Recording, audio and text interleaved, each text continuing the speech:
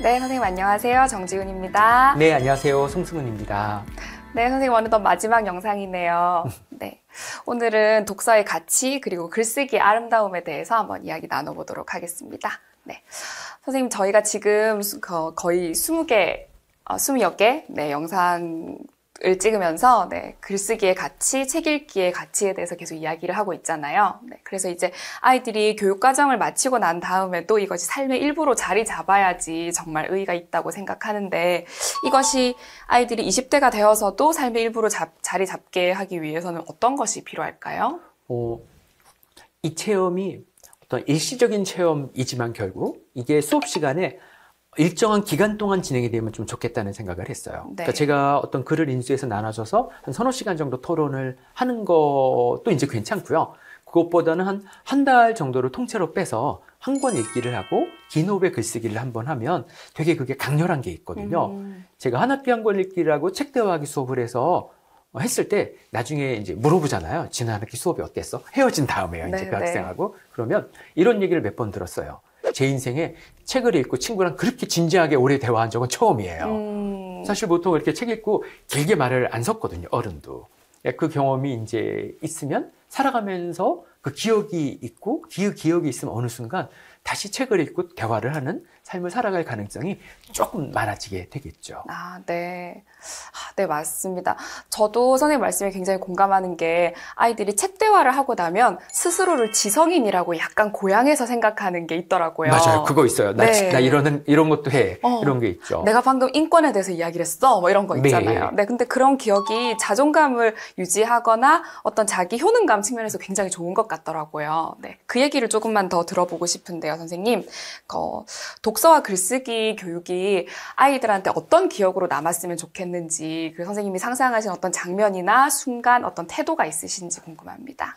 네, 일단 자기가 괜찮은 글을 읽고 친구랑 괜찮은 얘기를 해요. 그 다음에 괜찮은 글을 쓰고, 근데 글을 그냥 쓴 다음에 한 번만 내면 느낌이 없거든요. 그걸 친구랑 얘기하거나 또는 제가 얘기 보고 한 1분, 1, 2분이면 돼요. 1, 2분 정도 그래서 이런 부분 보완하고 이 부분은 되게 잘 썼어. 그리고 옆에 친구가 교사 선임하고 1대1 대화하는 거 옆에서 보고, 그러면 이 과정 전체가 되게 이제 남아요. 그리고 제가 이제 해주는 게, 잘 쓴 아이들, 말을 잘하거나 글을 잘하거나 책을 잘 읽은 아이들, 그거는 너는 목소리가 맑고 전달력이 되게 좋아. 너의 문장은 굉장히 한국어의 리듬이 잘 살아있어. 너는 굉장히 고급스럽게 글을 쓰는 애야. 선생님이 이 말을 너에게 했다는 걸 기억해.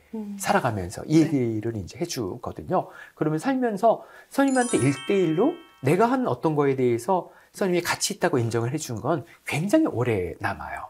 그러니까 저만 봐도 그렇고 제가 다른 사람을 봐도 그렇고, 사람은 주기적으로 인생에 심리적 위기를 겪어요. 그럴 때 누군가가 자기 존재의 가치를 인정해준 한 말, 요게 회복되는 몇 개 요소 중에 하나여서 저도 그런 순간을 좀 만들어 주려고 해요. 그러니까 그리고 제 수업 시간에는 신기한 수행평가가 하나 있는데, 한 학기 성적의 10%가 이거거든요. 저한테 의미 있는 질문을 6개를 하면 10점이에요. 네, 6개가 의미 있는 질문이 무엇이냐? 제가 답하는데 3초 이상의 필요로 하는 게 의미 있는 질문의 기준이에요. 그러니까 단순 낱말 뜻은 안 되는 거예요. 네, 소나기의 주인공은 비 맞는 여자야 아니야? 뭐 이런 건 이제 안 되는 건데, 뭐 변사 또는 어떻게 연애를 했어야 춘향의 마음을 얻을 수 있었죠? 좀 참신한데? 뭐 이런 질문들이죠. 그러면 그 질문은 되게 가치 있는 거야라고 제가 얘기를 해주면 그건 기억에 남거든요. 그런 순간들을 제가 좀 새겨주려고 신경 쓰는 편입니다. 순간을 새겨준다는 거, 그리고 선생님이 말씀하신 걸 듣는 것만으로 좀 뭉클한 그런 생각이 좀 드는데요. 실제로 정말 어떤 칭찬을 들었을 때 그 칭찬이 저한테 정확하다고 여겨질 때, 정말 저 사람이 진심으로 나의 어떤 본질을 건드렸구나 할 때 그게 정말 평생에 남잖아요. 맞아요. 네, 그러면 잠깐 비껴나가서 선생님이 그러면 지금까지 들으셨던 칭찬이나 말 중에서 선생님을 지탱하는 힘이 되거나 좀 기억에 남는 말이 있으실까요? 이게 좀 색다를 수 있는데요. 저는 제가 대학생 때 동네 문방구 엄청 나이가 많은 할아버지가 저한테 해준 칭찬이 평생의 힘이 됐어요. 문방구 할아버지요? 네, 제 10년 어린 동생, 애기 동생하고 이제 손잡고 늘 고등학교 때부터 대학 때까지 다녔는데, 어느 날 할아버지가 저한테 그러는 거예요. 젊은이, 옛날 말투예요. 내가 자네를 참 잘 봤네. 자네는 좋은 사람이야. 이런 얘기를 했는데 말이 많지는 않았지만 할아버지가 오랫동안 준비해온 말이었고 진심을 담아 하는 말이라는 걸 알았거든요. 그래서 제가 고맙습니다 하고 특별한 얘기를 하지 않았는데 그때 약간 침침하던 문방구의 풍경, 할아버지가 제 얼굴을 진심으로 큰 눈을 떠서 저에게 손짓과 함께 하던 말씀, 요게 있으니까 살면서 저도 이제 주기적으로 마음의 위기를 겪는 때가 있는데 그때 그 할아버지가 해준 말, 그래 나는 좋은 사람이야. 젊은이 자네는 좋은 사람이야. 내가 자네를 참 잘 봤네. 이 말이 되게 이 힘이 돼 왔어요. 네. 저도 학생들한테 그런 얘기들을 해주려고 그래요. 너는 글을 잘 쓴다. 성적 상관없이 성적은 성적 일단 글을 넌 되게 잘 써. 선생님이 이 말을 한 걸 평생을 기억해. 이렇게 해주는 거는 그런 대화가 힘이 된다는 걸 제가 알거든요. 잠시만 눈물 좀 닦고요. 네. 선생님들 방금 어떤 문방구의 풍경이 딱 그려지시지 않나요? 그렇죠? 네, 선생님께서 해주신 개인적인 이야기지만 저희가 아이들한테 어떤 순간을 새기고 선물하는 경험들이 지금 다 떠오르셨을 것 같아요. 네, 그리고 그것들을 글쓰기와 책 읽기라는 걸 통해서 아이들한테 그런 순간을 선물해 줄 수 있을 것 같고 나는 앞으로 아이들한테 또 어떤 순간을 선물해 줄까? 네, 그런 것들을 또 저 스스로도 한번 생각해 보게 되었습니다. 네.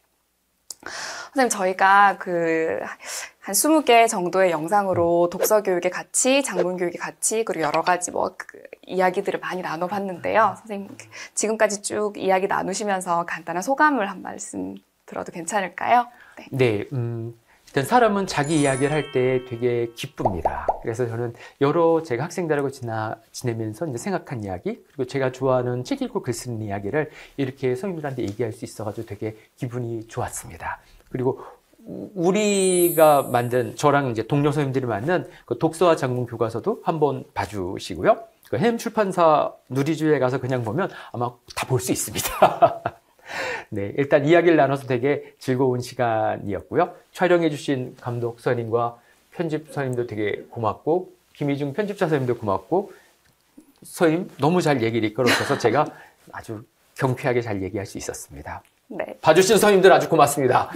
네, 사실 봐주신 선생님들이 제일 감사하죠. 그죠? 네. 그리고 우리가 너무 잘 알고 있다고 생각했던 송승우 선생님의 뒷이야기, 그리고 우리가 생각해 본 적 있지만 스쳐 지나간 생각들 한 번 더 일깨우게 되었고, 그리고 학교에서의 내가 어떻게 살아야 될까, 그리고 진짜 책 읽기가 왜 중요하지? 글쓰기는 왜 시켜야 되지? 라는 생각을 계속 품게 된 그런 시간이었습니다. 네, 선생님들 그러면은 오늘 영상도 봐주셔서 감사하고요. 네, 저희는 또 좋은 날 다른 때에 한 번 더 찾아뵙겠습니다. 네, 선생님 감사합니다. 네, 선생님 고맙습니다.